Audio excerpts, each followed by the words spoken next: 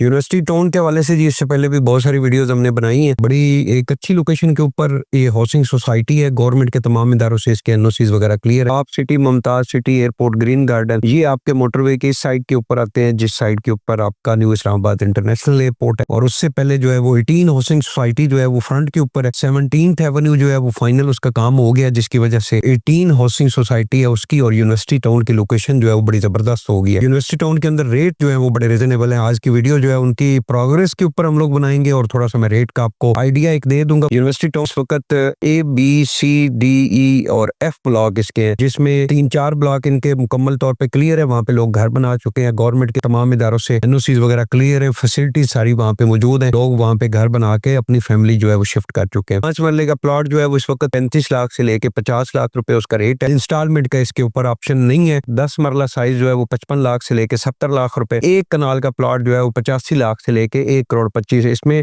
Every किस्म के जितने भी चार्जेस हैं वो आपको इसके अंदर क्लियर मिलेंगे। पोजेशन वाला आपको प्लॉट मिलेगा।